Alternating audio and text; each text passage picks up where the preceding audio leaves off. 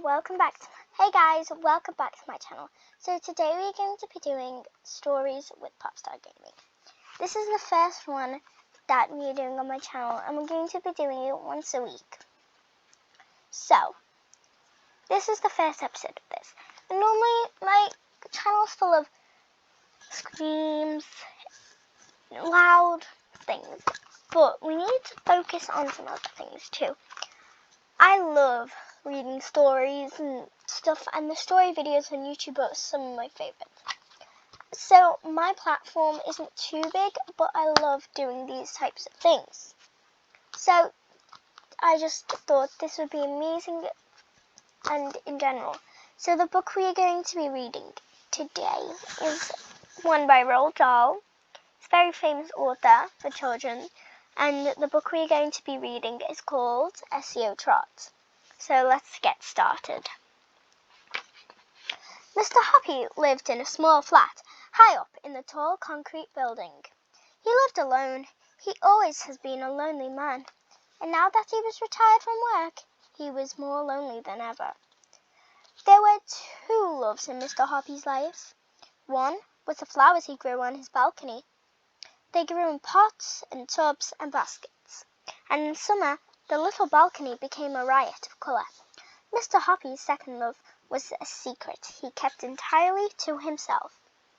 The balcony immediately below Mr. Hoppy's jutted out a good bit further from the building than his own, so Mr. Hoppy always had a fine view of what was going on down there. This balcony belonged to an attractive middle-aged lady called Mrs. Silver. Mrs. Silver was a widow who also lived alone.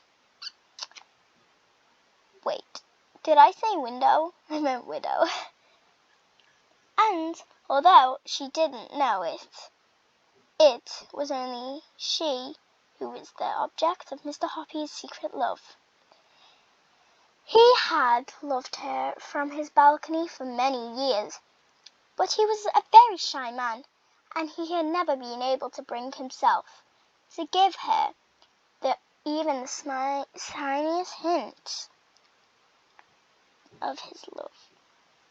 Every morning, Mr. Hoppy and Mrs. Silver exchanged conversation, the one looking down from above, the other looking up.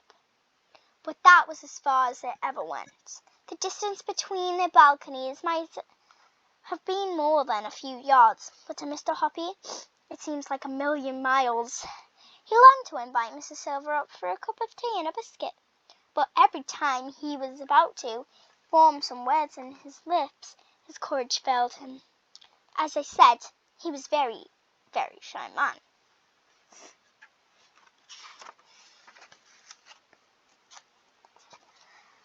Oh, if only he kept telling himself, if only he could do something tremendous, like saving her life or rescuing her from a gang of armed thugs.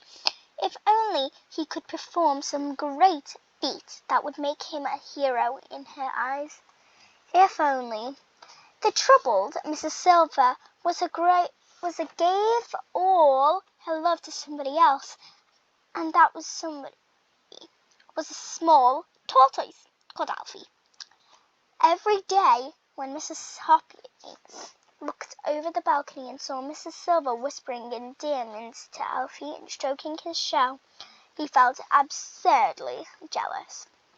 He won't even have minded becoming a tortoise himself if it had been Miss Silver stroking his shell each morning and whispering enchantments into his ear. Okay, thank you for joining me for this session. We only read a couple of pages there because this is a starter one, and I hope you enjoyed. Thank you for watching.